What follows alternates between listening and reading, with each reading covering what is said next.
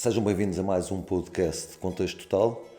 Hoje o nosso convidado é compositor, cantor, um menino que aos 13 anos se apaixonou pelo ritmo das guitarras, agraciado pela Ordem de Mérito em 2005 pelo presidente Jorge Sampaio. O que é que há mais a dizer? Luís Paulo Fontes Represas, mais conhecido por Luís Represas. Luís, estás bom? Sim, estou ótimo. Sabes que eu quando te chamo o primeiro e segundo nome, quando me chamavam Pedro Miguel, tinha a vida geneira. Normalmente era assim. É? Mas eu não tenho esse problema porque esses meus dois nomes, do princípio, o Luís e o Paulo, acompanharam-me a vida toda até chegar ao liceu.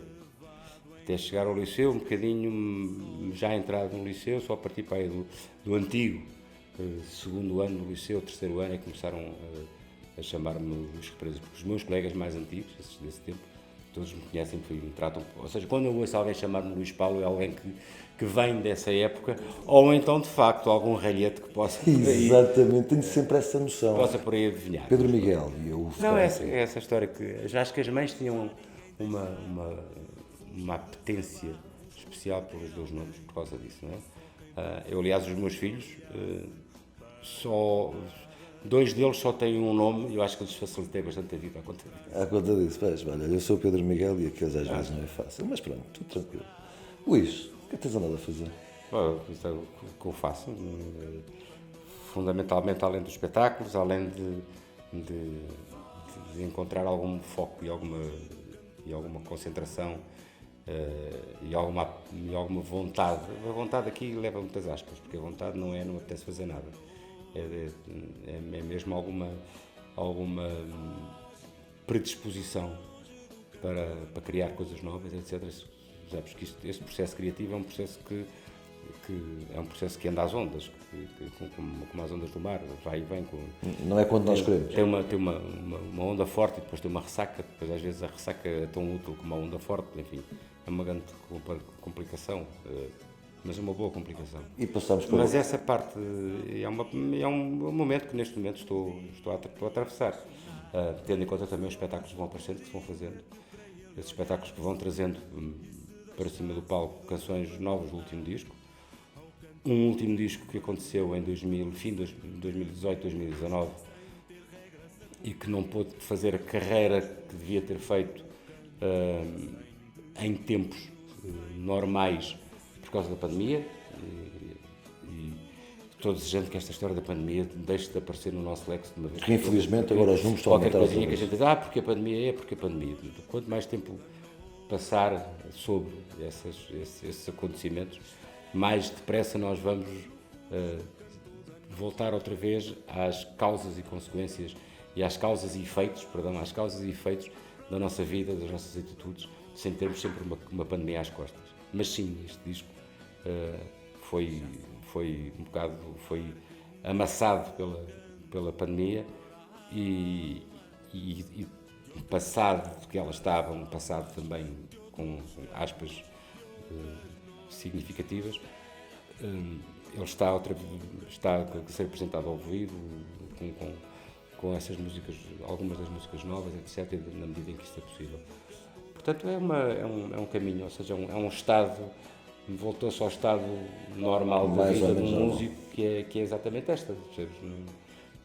Quando se pergunta a um artista, músico, o que é que ele anda a fazer, normalmente anda a fazer isto, espetáculos, compor, trabalhar, e não fará muito mais coisas. Tu depois de 2 anos de pandemia, e que já o assumiste publicamente, que não foi um momento favorável a ninguém, obviamente, muito menos aos artistas, mas que te desinspirou, de certa forma, aquele afastamento da sociedade. És um homem social.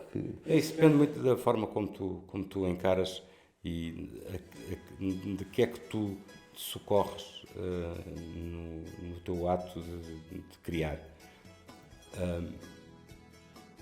Ou seja, eu nunca tinha passado, ninguém tinha passado por um período destes, portanto não te saberia dizer antes, não, eu não sou capaz de escrever ou não gosto de escrever estando confinado. Certo. Isso é uma realidade que tu não tens, não podes pôr no teu leque de situações. O facto dela ter acontecido fez com que eu chegasse a essa conclusão, ou seja, repara que no princípio do confinamento disse, isto é capaz de ser uma boa altura para, como não vejo ninguém, como não estou com ninguém, como não percebe, deve ser uma boa altura para me pôr a trabalhar em coisas novas. Exatamente o contrário. Não é? Coisas que colegas meus assumiram como uma vantagem, para mim foi uma triste desvantagem, porque não... chegando também à conclusão que as coisas que me inspiram, que me dão referências e que me motivam, é a vida, são as pessoas com que eu estou, aquilo que nos falamos, as conversas que temos, a forma como nós interagimos com a sociedade e com as coisas que nos As rodeiam, experiências que não é? contam histórias. E não é? só as notícias que aparecem na televisão, que são fundamentalmente as coisas que respiram, que transpiram, que estão na vida. E de facto isso não aconteceu, fomos retirados de uma forma de um momento para o outro e durante longo tempo, não é? E não de facto, o lado inspirativo e a criatividade não assistiram, não compareceram. Não compareceram. Pois, porque efetivamente ninguém, como tu disseste, estava habituado. Acho que foi um mal geral, sobretudo para uma música e para um mundo do espetáculo que necessita de presença, necessita de presença física, e efetivamente a maior parte dos cantores ainda se tentaram plataformas virtuais para se fazerem espetáculos, mas Sim, repara, depois também tem a ver com as condicionantes do próprio país. Por exemplo, no Brasil, as chamadas lives foram um sucesso, não é? certo, Foram um sucesso porque é um país que tem uma dimensão diferente. diferente. Muito diferente. Chamar de diferente é uma dimensão diferente. Tem uma interação com a cultura da parte dos agentes económicos completamente também diferente. E com uma capacidade financeira também diferente. E então fez com que essas lives fossem não só um modo de vida, não é de sobrevivência de vida de muitos artistas, como também obrigaram não só os artistas, mas também os técnicos, todas as condições que eram necessárias para fazer lives com boas produções, que elas existissem, não é? Que elas fossem feitas. Portanto, houve muita gente a trabalhar em estúdio, confinados, mas não só no Brasil, estou a falar no Brasil, estou a falar na Argentina, estou a falar na Costa Rica, são países com que eu tive mais contacto, mais direto, e isso de facto existiu.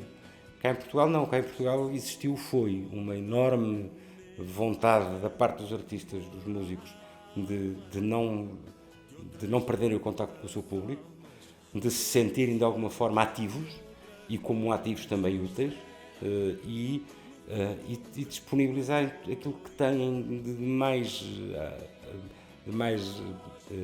execuível para poder pôr tudo isso em prática.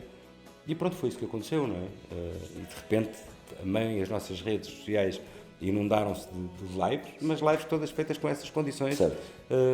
Nada, como eu te digo, não são fáceis, não é serem fáceis, de alguma forma nada retribuíveis para o teu trabalho, para a tua arte. Claro. Portanto, continuaste no teu igual desemprego. Não é? Eu nessa altura deixei um bocado essa quantidade enorme, essa inundação de lives descer um bocadinho e de repente decidi também que não vou também, não é não perder esta oportunidade, mas vou fazer a minha parte também, vou fazer a minha parte também para me sentir de alguma forma útil e vivo. E comecei a fazer de 2 em 2 dias, cantava 2 músicas e mais não, eram só 2 músicas, e era muito engraçado porque em casa não tinha infraestrutura nenhuma para fazer isto, então amontoava caixas e coisas para pôr o telemóvel para aquilo não cair, e com a guitarra apontava uns candeeiros, ou seja, fazia aquilo de uma forma muito, muito rupestre.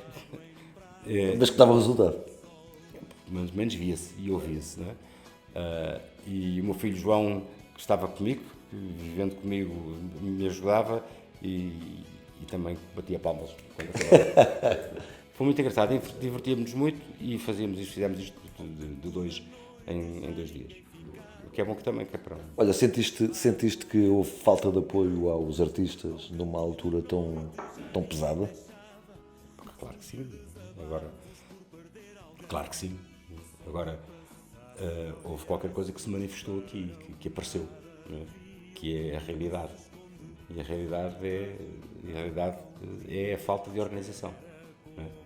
Ou seja, os artistas, as várias classes do mundo artístico não estavam e não continuam a não estar minimamente organizadas. Certo. Mas de uma ponta à outra. Não é?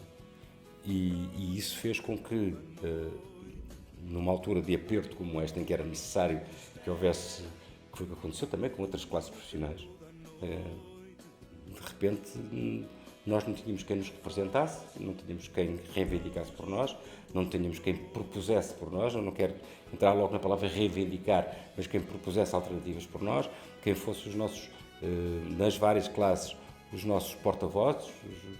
Ou seja, nada existia. Inventou-se, foi-se criando à pressa organizações e associações para conseguir, de alguma forma, colmatar essas lacunas. Como é óbvio, sempre com tempos que faz com que isso aconteça de uma forma mais tardia, que as coisas não fossem imediatas, que, de facto, quem está nos pontos de decisão, nos postos de decisão, não tivesse capacidade, ou não pudesse, ou não soubesse, agir de uma forma mais imediata. Ou seja, tudo isto correu mal. Correu mal exatamente por causa disso. Ou seja, tu és de repente confrontado com uma situação e não tens como responder, não é? Certo. Foi uma das coisas que eu disse à Ministra da Cultura na altura. Eu disse, de alguma forma, compreendo como é que vai agir quando tem de repente 300 e não sei quantos mil pessoas à porta do gabinete aos gritos a dizer, pá, precisamos de ajuda. Ajudem-me. Mas quem? Como é que se vai tratar disso? Como é que se vai fazer? É, de facto, eu acho que toda a gente esteve, todos nós sentimos isto, veio ao de cima tudo isto, não é? A organização de um lado, a falta de organização também do outro. Não é? A falta de capacidade de resposta, de poder liderar também a resposta à situação, que devia ter sido da parte do Governo, da parte do Estado, ter essa capacidade de liderar a resposta. Temos que perceber, críticas à parte, mas eu gosto muito mais de constatar as coisas para poder, de alguma forma, arranjarmos maneira de que isso, esperemos que não se repita, mas numa outra situação as coisas não voltarem a acontecer, mas analisar as situações e saber porque é que as coisas acontecem e como acontecem. E eu penso que isso será o fundamental, não é? É que se aprenda e que se aprenda, e é isso que eu estou a sentir que não aconteceu. Certo. Ou seja, aquilo que devia ser fundamental, outra vez com a palavra fundamental, desculpa, mas hoje sei o mestre, a gente acorda de uma âncora, que aquilo que devíamos ter aprendido, devíamos ter chegado a conclusões, devíamos ter tratado de coisas. Fez-te agora o Estatuto do Artista, sobre o qual eu tenho as maiores dúvidas, a forma como foi feito e a forma como isto como é que foi liderado o projeto, mas isso é uma conversa, será outra. Eu penso que ninguém aprendeu com Não houve muito tempo também, não houve muito tempo também, porque nós temos as exceções todas levantadas no dia 17 de fevereiro deste ano. Ok.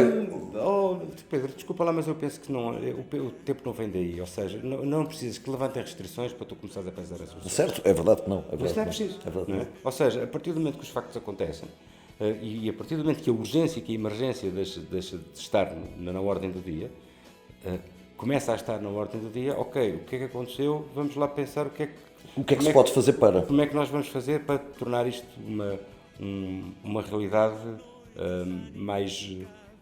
menos frágil, não é? Ou não frágil, não é menos frágil, não frágil.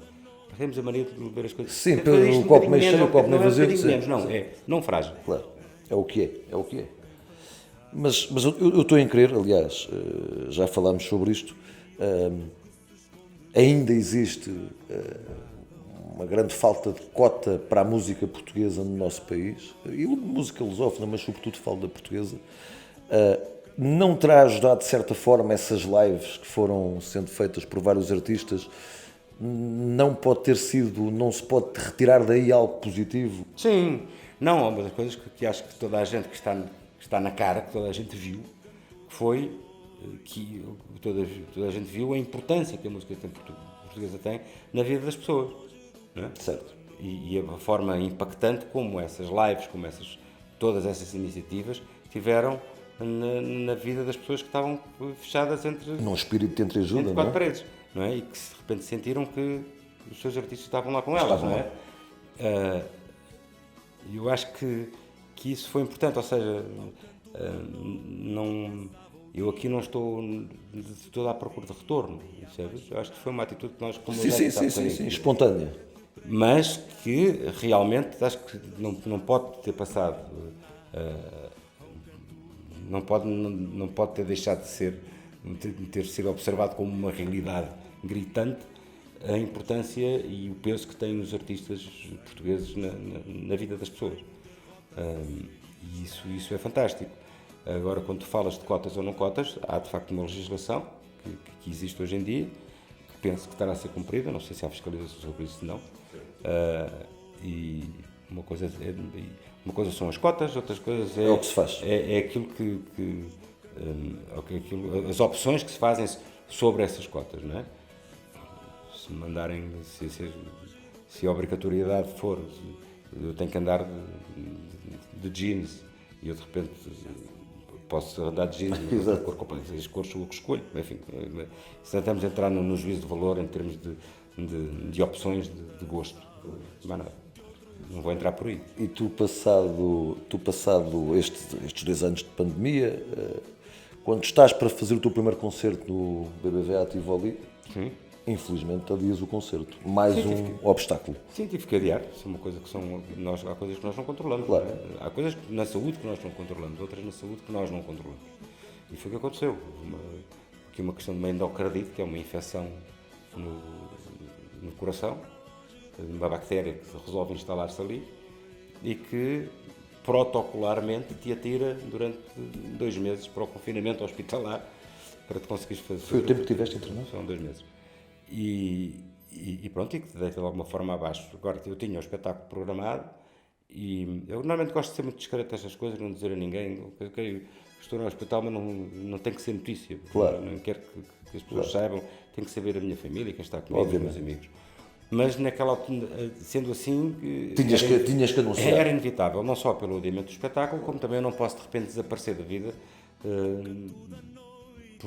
durante 2 meses sem... Onde é que ele está? Foi para o Tibete. Exato. E pronto, e tive que Totalmente curado, totalmente... Sim, de facto. Não deixou lesões? Não há... Não. Aparentemente não. Aparentemente não. Não é aparentemente. Sais do hospital com a certeza que não deixa lesões. Isso é que é o mais importante. E pronto, sabes que não. Agora, lá está, há uma imponderabilidade da vida, que esses bichinhos existem dentro de ti, não vieram de fora, são teus. Vão para o lado E há errado. um dia que decidem fazer das suas. Alojar-te no lado errado. Olha, e a emoção de se voltar a um palco, casa cheia, passados 2 anos? É muito estranho, porque eu venho de facto de 2 meses confinados, venho e vou fazer um espetáculo que é um espetáculo que eu faço sozinho, portanto ou seja, não passo pelo processo dos ensaios com os músicos, não passo pelo processo dos ensaios com os técnicos, não passo pelo processo não, aquilo é um processo totalmente individual. Sou eu que vou fazer, o repertório escolhido é aquele que eu canto e que eu faço e que eu numa atitude sozinho, que eu quero chegar o mais possível às pessoas com as palavras das canções, não tanto com os arranjos, porque ali não há grandes arranjos para mostrar, porque não há nenhum, há a minha guitarra e pronto. A maneira como eu os canto, e essa forma, ou seja, não houve uma grande diferença. É curioso, agora estou a falar contigo e estou a pensar nisto também. Não houve uma grande diferença entre a saída do quarto do hospital, onde eu de facto tinha ali uma família fantástica, que foram todo o pessoal, todos os profissionais de saúde do hospital, desde a senhora da limpeza até ao cirurgião, passando por toda a gente, que foram a minha família durante 2 meses. Gente extraordinária, dos quais eu que pena durante estes 2 meses só lhes ter visto os olhos. Exato. Mas o que chega, que esses olhares foram importantíssimos e dizem tudo, mas com as máscaras não tenho imensa pena Não fixaste... ou esse medo de passar e cruzar-me com alguém na rua e não reconhecer. Mas foi de facto a minha família. E passar desse ambiente em que eu estou de facto sozinho também ali, cá para fora e fazer o primeiro espetáculo que eu faço, e como eu te disse, estava a pensar nessa situação, estou a fazê-lo da mesma forma, outra vez fechado sobre mim próprio, em que o público está no Tivoli é de facto a minha família que está ali, com os quais vou interagir, assim como interagir com esse pessoal de saúde no hospital. E é fantástico a maneira como tu respondes a isso, não é? E respondes com uma paz incrível. Eu lembro-me de entrar no palco, não me lembro de ter tido nenhuma angústia antes de entrar no palco. Lembro-me de ter tido aquela angústia, aquelas borboletas da barriga que são normais e ainda bem que existem, mas lembro-me de ter entrado no palco com uma vontade enorme, mas fundamentalmente com uma paz enorme, não é? Estranha. Eu às vezes eu sou muito mais agitado do que isso. Mas entrei com se calhar ainda estava cheio de medicamentos. Ainda estava a destilar, mas entrei com uma paz enorme e o concerto correu assim, percebes? E foi uma coisa muito de alma, muito de coração. Não é? Pode ser o lado bom da saudade? Não, porque ali aqui não há grande saudade. Passado 2 anos. Não há saudade de nada, nem dos 2 anos de pandemia, nem dos 2 Da anos. saudade de voltares ao palco. Não, É o lado bom da saudade. sim, a saudade de voltar ao palco, mas não chegou a haver saudade, porque eu acho que esse ato foi uma coisa tão anormalmente violenta para todos, que não se caracteriza, que não houve aqui que não se caracteriza como saudades. Que saudades que eu tenho de voltar para o palco. Aquilo foi a baralhação que te faz nos teus hábitos, na tua vida, na tua forma de pensar, de equacionar os dias, de pensar nos dias que estão a passar, que vem. Ou seja, tudo isto se mudou tanto que de repente tu dizes é muito estranho que essa vontade, essa saudade de voltar para o palco, dizer assim, que bom voltar para o palco. Não, foi como se houvesse uma continuidade estranha. É por aí. As coisas, há uma continuidade estranha. Tu vais andando e de repente estás lá outra vez. Mas voltas para o palco, e acho que não me vou enganar, com 2 músicas que são muito especiais, escritas pela Carolina. Sim, tem sido, sim. A Carolina, a minha filha, tem... eu cada vez a vejo mais como... E sempre vi como um parceiro. Ou seja, desde o primeiro dia que eu lhes pedi para escrever alguma coisa para mim, ela tinha 19 anos nessa altura, e eu, pelas coisas que tinha visto que ela escrevia, pensei e adivinhei, e bem, que seria uma boa parceira, e provoquei-a, desafiei-a a escrever, e ainda bem que o fiz.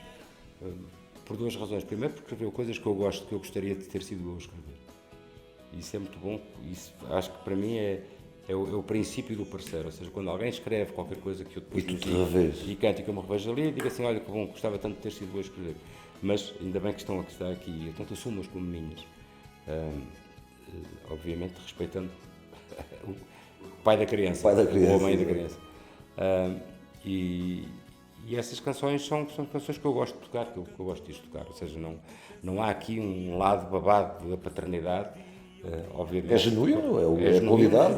É genuíno, e o nível de exigência é exatamente o mesmo com que se fosse de qualquer futebol, se calhar às vezes até mais. Certo. E essa é uma...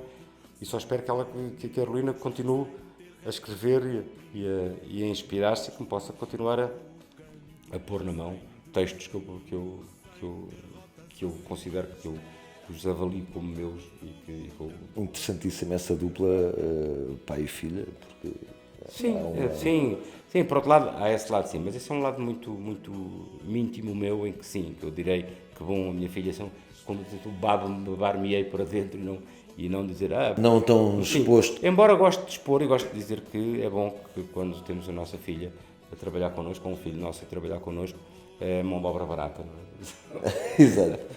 Não, barata, mas com uma quantidade de amor. Claro, obviamente. Com uma quantidade de amor brutal. Porque... Não, repara que eu aqui nesta situação, eu deposito muito fico muito contente, muito fundamentalmente pelo lado, e eu acho que isso aí já pode ser o pai a falar, tem muito a ver com o lado de como tu sentes que contribuíste de alguma forma para que para que a Carolina seja assim, para que o teu filho seja assim, ou escreva assim, ou tenha um gosto pela escrita assim, ou te tenha entendido da maneira como escreveu, porque como a Carolina me disse uma vez, foi que uma das coisas mais difíceis para ela foi ter a noção, não é que estava a escrever para o pai, dei uma castada no microfone, já não estava a escrever para o pai, mas estava a escrever para alguém com aquela idade, com aquela profissão, com aquele estatuto, se quiser chamar assim, o que for, isto era ela a falar, e será que consigo fazê-lo, não é? Eu acho que isso tem, de alguma forma, tu, enquanto pai, intervieste nisso ao longo dos anos, com a educação. Há um resultado. Pronto, isso poderá ser, com certeza, também fruto não só da educação pessoal, mas também do envolvimento familiar, escolar, etc. Portanto, tudo isto faz parte, são pecinhas pela vida fora que têm a ver com isso. Isso sim, enquanto pai, me orgulho disso. Gosto muito que seja a minha filha também a trabalhar comigo, ou algum filho meu trabalhando comigo. De outra forma, ao lado, reajo e ajo como profissional, e encaro-a como uma profissional e estamos a fazer... Mais um membro da equipe. E qualquer coisa, mais uma parceira e alguém que estamos a fazer uma coisa séria, muito séria, não é? Que não dá direito a esse lado de paternidade. Tão boa a minha filha, tão boa coisa, tão linda, tão engraçada. Até porque eu já assisti algumas intervenções dos teus filhos em relação a ti, e nota-se que há ali uma vaidade boa em relação ao pai, um reconhecimento enorme, sobretudo o João, que ele próprio dizia numa intervenção que teve, que quando tu estavas fora, ele muitas vezes levava CDs no carro, que não podia falar contigo, mas ouvia a tua voz. E isso é o reflexo de que de facto existe uma ligação, e ainda bem que... Sim, sem dúvida, nós temos a maior, sim, eu acho que é uma cumplicidade boa e natural, não é uma... É bom. Luís, estás praticamente a fazer o teu aniversário agora? Sim. No próximo dia 24. Exatamente. E daqui a 4 anos temos 50 anos de Luís Represas. Estás a tirar muito para a frente. Não estou nada. Então, as coisas têm que ser feitas com o tempo. Há pouco falávamos que não estava nada preparado e tal. Sabes que é muito engraçado. Temos essa quando nós começamos a ter a percepção que as coisas são programáveis, sim, mas sujeitas a alterações. Percebes? Isto é um bocado lapaliciano, não é? Mas é verdade. Por alguma razão o senhor também dizia essas verdades. Exato. Mas tu pensas sempre nos imponderáveis, que é não sei o quê. Eu sei lá onde é que estou daqui a 4 anos, essa conversa toda. Mas depois, quando és sujeito a uma atrapalhada como aquela que me aconteceu, que é qualquer coisa que tu não podes evitar, tu podes dizer, não vou comer, ou não vou ter cuidados com a saúde, ou com o ginásio, aqui não tem nada a ver com decisões que dependem de nós. Aqui exatamente. Tu pensas nisso, tu começas a ficar um bocadinho menos entusiasta das grandes programações e das grandes... A médio prazo. Começas a estar mais focado naquilo que acaba por te dar algum prazer mais imediato, percebes também, não é? Que é o prazer de fazer coisas para agora ou para o quase agora, não é? Do que estás a pensar, o que é que vou fazer daqui a 4 anos? Não sei, não faço ideia. E repara, se calhar eu vou fazer qualquer coisa, se calhar acontecer-me-á na vida até 2026. Neste caso, 26. Até 2026, qualquer coisa muito mais justamente comemorável do que propriamente 70 anos de idade, 70 anos de trabalho. Mas que é um marco enorme. Percebes? Sim, será um marco, mas eu acho que esse marco só é aceitável se eu me focar naquilo que vai acontecer durante estes 4 anos, percebes? E não, esse não ser um objetivo. O meu objetivo não é esse, percebes? O meu objetivo é para o ano, é este ano, para o ano, percebes? Viver mais o presente, não pensar tanto. Percebes? Esses são os meus objetivos. Se o objetivo agora, sim, Mas há coisas que têm de ser mais ou menos preparadas. isso haverá quem pense nisso, não é? Não tenho uma equipa, mas tenho pessoas que trabalham comigo, especialmente uma pessoa que é o Flávio Serpa, que é o meu agente e além de ser meu amigo, e é uma pessoa que... Já tive o prazer de falar com ele. Exatamente, que tem também essa parte dessa missão, e é uma missão espinhosa também, não é? De programar, de saber e de ir analisar também ao lado do que eu vou fazendo e ter uma visão sobre aquilo que vai acontecendo, que muitas vezes eu não tenho, porque me escapo, porque não estou focado nisso. Ter uma visão do que é oportuno e do que não é oportuno, do que se pode fazer ou que não se pode fazer, de coisas que vão aparecendo e não vão aparecendo. O que é que tu, depois disto tudo e destas alterações, porque todos nós, e tu ainda mais, depois com o problema de saúde que tiveste, faz-nos muitas vezes mudarmos de opinião em relação àquilo que é o sentido da vida. Como é que é o teu amar perdidamente depois de uma pandemia e depois desse susto que apanhaste? Repara, para já há uma coisa que eu tenho uma vontade enorme, é de parar de uma vez de todas de falar no que aconteceu. Lembras-te, viste há bocadinho o que eu disse em relação à pandemia? É exatamente a mesma situação. Andar para a frente. Aconteceu. Pá, não, já aconteceu, tudo bem. Foi ferreado, está tudo bem tratado, tudo bem, vamos, ótimo. Pá, em relação ao Covid, a mesma coisa, temos aquilo tem que ser, temos que observar aquilo como uma realidade que aconteceu na vida, mas nada que nada que faça parte constante do nosso discurso, ok? Pronto. Todas estas coisas que acontecem, por exemplo, há uma situação que a guerra na Ucrânia, por exemplo, faz-me ter uma visão sobre a vida e o estar na vida de uma forma diferente do que eu tinha. Eu tinha o imaginário do que terá acontecido na Segunda Guerra Mundial, tive um tio-avô que andou na Primeira Guerra Mundial. Mas nunca vivenciar. Tive na contingência de ir para a Guerra Colonial, ou seja, isso estava nos meus horizontes, não é? Porque pagava a licença militar todos os anos e só podia sair do país se tivesse a licença militar paga. Portanto, estávamos todos nós nessa situação e do que propriamente, e isso sim, estas situações de facto fazem-me, especialmente esta situação da guerra da Ucrânia, faz-me de repente olhar para a vida de uma forma ainda mais atuante do que eu tinha. Ou seja, todos nós temos alguma responsabilidade sobre o resultado daquilo que vai acontecer. Obviamente. Ou sobre aquilo que está a acontecer. Perguntas-me, responsabilidade como? Em quê? Vamos pensar um bocadinho qual é o nosso papel, o que é que nós fazemos na vida, cada um de nós. Vamos pensar sobre isso. Mas também não sabemos a loucura que está, ou seja, um bocado como aconteceu com a bactéria, agora desculpa lá, mas vou me contradizer, como uma bactéria qualquer, qual será a bactéria que neste momento tem acesso a um botão, não é?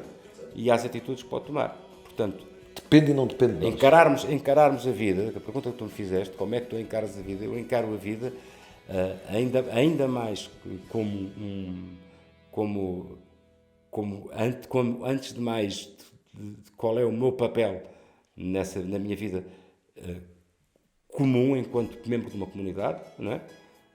E qual é, de facto, a que é que a minha vida e que é que a vida da minha comunidade está sujeita, né, neste momento. Certo. Ou seja, e vamos andando por aí fora. E é muito engraçado porque nós estamos a falar ao mesmo tempo que estamos vivos, a par de pessoas que estavam ainda vivas, muito poucas serão, na altura da primeira, na altura Da Segunda Guerra Mundial.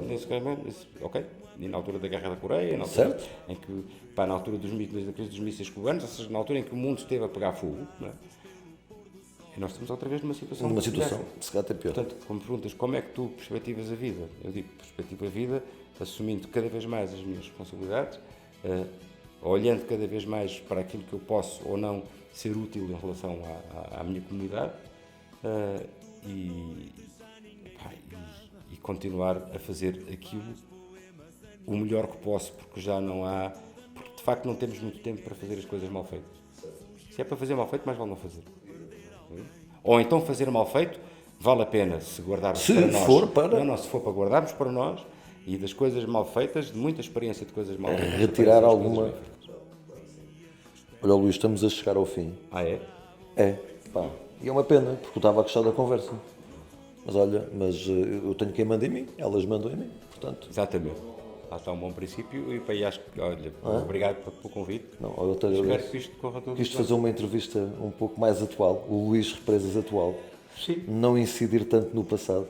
Mas tenho só mais uma pergunta, e as senhoras vão me desculpar, só mais esta pergunta, antes do Luís... Hoje levas um bónus. Antes do Luís avançar, acho que vais nos dar o privilégio de tocares um dos teus temas. Não toquei, visto que eu não te associei de forma alguma ao teu passado, que foi o início do Estrovante, e que não é nada mal nenhum, mas acho que tens uma carreira... Pelo contrário, não é? Há um livro escrito por um dos membros do Estrovante, o Manuel Faria. Acrescentavas ou retiravas alguma coisa àquele livro? Não, porque se chama Trovante por Trás do Palco. É um livro que termina com o fim do Trovante. Não é? Acrescentar qualquer coisa àquele livro não faria nenhum sentido. Não é? Se calhar algumas histórias que estão ali que eu contaria que ele não contou, ou outras que ele contou e eu não contaria, não sei. Mas não contestava nada e digo-vos que lá quem está a ver, se conseguir chegar a esse livro, chama-se Trovante por Trás do Palco. Acho que é da editora Dom Quixote. 2003? Sim, é de 2003. Vale a pena ler por duas coisas. Não, porque haverá pessoas que dizem, quer cá saber do Trovante, não quer saber do Trovante para nada. Mas há aqui duas coisas. O Trovante é uma banda de miúdos que se formou em 76 com miúdos que tinham 19, 20 anos na altura. E que aquele livro conta a história do crescimento da banda e da vida do Trovante durante 16 anos. E, tendo em conta que estamos em 76, ou seja, quando é aprovada a primeira Constituição da República Portuguesa, É verdade. não é? Nós temos o crescer do Trovante a par e passo com o crescer de um Portugal democrático, dos primeiros 16 anos, com todas as coisas, ou seja, com o descobrir das coisas, com o descobrir das coisas novas, com o inventar de novas coisas, em que o país foi andando também de pé ante pé, por aí fora. E é muito engraçado que esse livro revela dele. Eu não tinha notado isso, mas foi, aliás, o Carlos do Carmo que me chamou a atenção para isso. Esse livro revela um bocadinho. Ele dizia, isto é muito engraçado porque é a história destes primeiros 15 anos do país, de Portugal, contada por um grupo, não é? Isto foi a maneira como ele viu e como se pode descobrir. Ou seja, é muito engraçado, o livro é muito engraçado e aconselho vivamente quem consiga chegar a ter esse livro nas mãos. Aliás, pessoas que já o leram e que me relataram que quando leram o livro não só viveram o Trovante, como viveram o Portugal da altura, porque viveram, obviamente, todas as vossas viagens, todos os vossos espetáculos com as peripécias que na altura aconteciam, porque não tinham as condições que têm claro, hoje em dia. E são as curiosidades e são as curiosidades da história. Mas muito a forma como a banda cresce e com a forma como também o país cresceu nesta área, em termos técnicos, em termos de oferta, etc. Luís, vamos deixar com um tema e eu já me despeço de ti a seguir. Está bem. Até já. Tá, até já. Então já mudamos aqui de sítio de repente. Vou-te mafiar o teu microfone. Mas, pronto, perguntaste de música que eu ia tocar. Agora lembrei-me nesta conversa que estávamos a ter e falaste de Trovante. Eu fiz uma música em 2008, que está no álbum Olhos nos Olhos, que se chama Sagres. É uma música que conta um bocadinho aquilo que foi a nossa vida em Sagres, quando nós em 76, 75, 76 nos juntámos e começávamos a tocar as primeiras músicas e começámos a criar as primeiras coisas e começámos a ter o primeiro vislumbre do que podia ser formar uma banda. Naquela altura, e em 2008, precisamente em Sagres, que estava lá a trabalhar e fazer um novo disco, Olhos nos Olhos, lembrei-me de fazer isto, que chama-se exatamente Sagres, é o que é uma coisa original.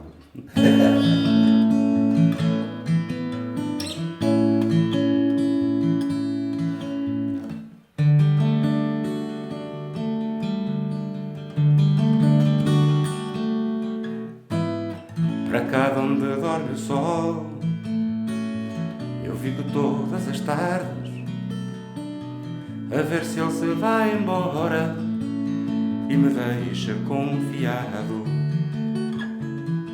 às memórias de uma outrora em que levantamos tendas, sopramos canções de guerra, semeamos nesta terra novos sonhos que ainda agora parecem sonhar de novo. Sabes, tu sabes como se arma o coração. Agarramos uma vida, desatamos a paixão. Oh, Sagres, tu sabes, na ponta da solidão. No palco de uma fogueira, entre risos de medronhos, nós fomos as noites dos loucos, escondidos na espiteira. E os beijos não foram poucos. A noite não tinha céu, o dia não tinha chão, o tempo não tinha cara, e o mar tomava-nos conta dos 5 dedos da mão. Sagres, tu sabes como se arma o coração. Agarramos uma vida, desatamos a paixão. Oh, Sagres, tu sabes, na ponta da solidão. Oh, Sagres, tu sabes como se arma o coração. Agarramos uma vida, desatamos a paixão. Oh, Sagres, tu sabes, na ponta da solidão, na ponta da solidão.